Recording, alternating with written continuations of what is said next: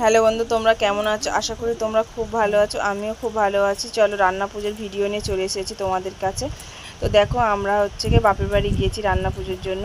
তো রান্না পুজোর বাপের বাড়ি গিয়েছি। সোমবার রান্না, মঙ্গলবার পান্না, মানে ওই দিন পান্তা। তো আমরা আগের দিন, মানে সোমবারের আগের দিন রবিবার, আমার বান্ধবীর বাপের বাড়ি গিয়েছিলাম। মানে একই পাড়ায় বাড়ি, কিন্তু একটা অটো আগু পিছু।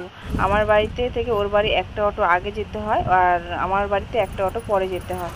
তো ওর বাপের বাড়ি গিয়েছিলাম, গিয়ে পরের দিন আমার বাপের বাড়িতে চলে এসেছি সোমবার দিন। এসেই মাত্র আমরা চান ফান করে খাওয়া দাওয়া করেছি, ওটা ভিডিওটা তোমাদের সাথে শেয়ার করা হয়নি। এবার এসেই বাবা দেখি চিংড়ি মাছ এনেছি সন্ধেবেলা।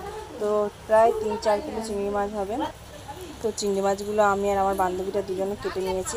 আর এদিকে বিকালবেলা আমার বান্ধবী আর আমার বোন মা মিলে আনাজ কটা কেটে নিয়েছে। তো আমরা কি আনাজ কটার ভিডিওটা তোমাদের সামনে দেখাচ্ছি। আর রান্না পুজোয় আমি, আমার দুটো ছেলে, বান্ধবী দুটো মেয়ে, আমরা 4জনে গিয়েছিলাম। আর আমার বোনরা ট্রেনে করে এসেছিলো, বোনেরও দুটো মেয়ে গিয়েছিল। তো বোন বললো, মা গুড় পিঠে করো। তো মা কলার বড়া প্রতি বছরই করে। তো এবছর বোনের কথা শুনে গুড় পিঠে করেছে। আর দেখো, আমার ছেলে সব সন্ধ্যেবেলা খিদে পেয়ে গেছে বাচ্চা কটা। তো আমার ছেলে ম্যাগিটা নিয়ে চলে এসেছে, ও দাদুর সাথে দোকানে গিয়ে ম্যাগিটা কিনে নিয়ে চলে এসেছে। আমার বান্ধবীটাকে বললাম, তুই ম্যাগিগুলো করে দে, বাচ্চা কটা খাক।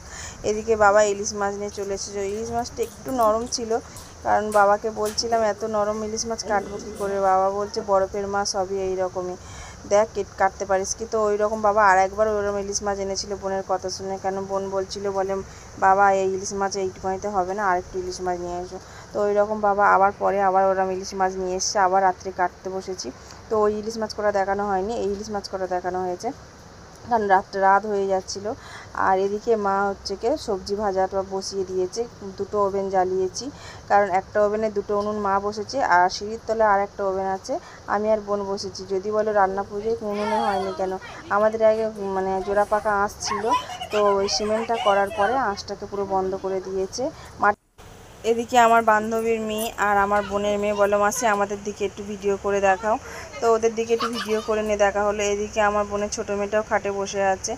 আর এদিকে আমি সিঁড়ির তলায় এসে আমার বোন মাছ ভাজছে, কারণ পিঠে করে সব ক্লান্ত হয়ে গেছে, গুড় পিঠে কলার বড়া করে সব ক্লান্ত হয়ে গেছে, অল্প তো হয়নি, অনেকটাই হয়েছিল। আর আমি এদিকে চিংড়ি মাছের ঝালটা করছিলাম। চিংড়ি মাছের ঝাল হবে, কাঁচা ইলিশের ভাপা হবে। আর এদিকে মা করছে ডাল চচ্চড়ি, আর সবজি ভাজাগুলো করছিল। অল্প চিংড়ি মাছও ভেজেছে, আর কিছুটা তুলে রেখেছে, অনেকটাই এনেছিল বাবা। তা বললাম একসাথে অত করে লাভ নেই। তো মা কিছুটা তুলে রেখেছে, কিছুটা ভাজছে। আর এদিকে কিছুটা সবজি ভাজা হয়েছে, আলু ভাজা হয়েছে, ঠাকুরের ভাতটা হয়েছে। আমাদের তো ঠাকুরের ভাত দিতে হয়। তো কিছু কলা ভাজা, কাঁকরোল ভাজা, পটল ভাজা, ঢ্যাঁড়স ভাজা, আলু ভাজা, ডাল ভাজা, মাছ ভাজা, সব রকম ভাজা হয়েছে। সবজি চিচিঙ্গে ভাজা, কাঁকরোল ভাজা, তো সব ভাজা করেছে। আরও অনেক রকম ভাজা ছিল, আমি তো তোমাদের সাথে অত রকম তো শেয়ার করতে পারছি না। আর বোন বললো একটু কাঁচা মাছ, ইলিশ মাছ ভাজার তেলটা আমি বাড়ি নিয়ে যাব। তো ইলিশ মাছ ভাজার মাছ বেশি করে তেল করেছে, কারণ সবাই খাবে, আবার ও বাড়ি নিয়ে যাবে বলছে, কারণ ইলিশ মাছের গরম ভাতের সাথে ইলিশ মাছের তেলটা খুব ভালো লাগে, সবারই খেতে ভালো লাগে গরম গরম ভাতের সাথে ইলিশ মাছের তেল দিয়ে। এদিকে দুহাঁড়ি ভাত হয়েছে, ওই দুহাঁড়ি ভাতে এখন জল দেবে, এখনও দেয়নি, রাত্রিরে খাওয়ার পরে তারপর জল দেবে। আর ঠাকুরের ভাতে জল দিয়ে দেবে মা। তো এখন অন্য কী কী রান্না হয়েছে সেটা মা দেখাচ্ছে। তো চিংড়ি মাছ ভাজা হয়েছে।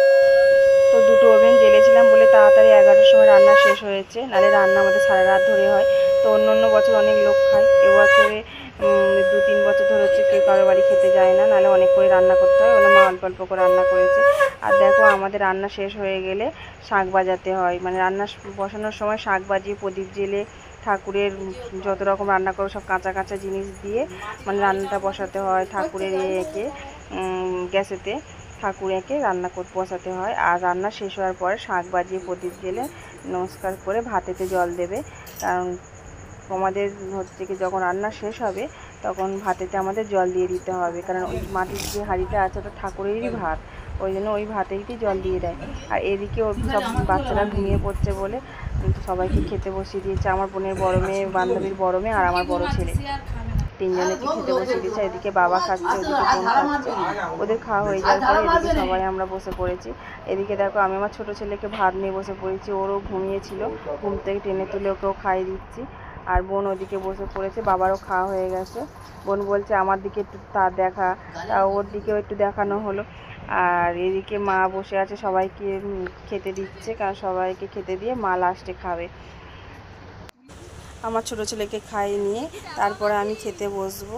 তো আমি রান্না করে ক্লান্ত হয়ে গিয়েছি, কারণ আমার এমনিতে হাতে খুব প্রবলেম, হাতের যন্ত্রণা হয়, তো বেশি কাজ করতে পারিনি। অবশ্য মাছ ফাছ কাটতে সমস্ত কিছু আমার হয়েছে, 4-5-6 কিলো মতন মাছ এসছে, তো সেইগুলো কাটতে আমারই হয়েছে।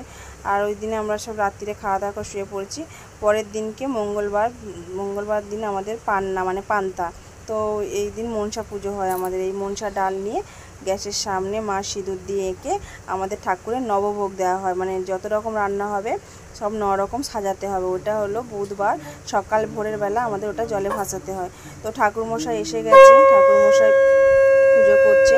আর এদিকে পাথর থালায় করে আমাদের সব রকম মানে কলা পাতা যেটা সব রকম সাজানো হয়েছে, ওই রকম পাথরের থালায় সব রকম সাজানো হবে। কলা পাতাটা জলে দেওয়া হবে, ঠাকুরের যে পাথরের থালাটা ওইটা মানে ছেলেরা খায়, ছেলেদের খেতে হবে, মানে কোনো মেয়েরা খায় না আমাদের বাড়িতে। আমাদের বাড়ি কি আমাদের ওইদিকে কোনো কেউ খায় না, সব ছেলেরাই খাবে। তো আমার ছেলে আগে আমার যেটা ছেলেদের দিত, এখন ওদের দেয় না। এখন আমার ছেলে বড় হয়েছে বলে তো আমার ছেলেকেই খাওয়ায় মা। তো এদিকে ঠাকুরমশাই পুজো করছে, দেখো দুধ কলা টলা দিয়ে পুজো করছে। এদিকে মা সব খুলে রেখেছে, কারণ এদিকে গঙ্গা জল ফুল টুল দেবে বলে সব খাবারে, ওই জন্য সব দিয়ে রেখেছে।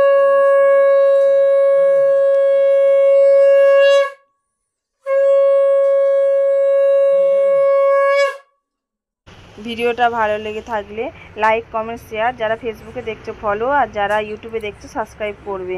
আর পুজো হয়ে গেলে দেখো আমার ছেলে খেতে বসবে।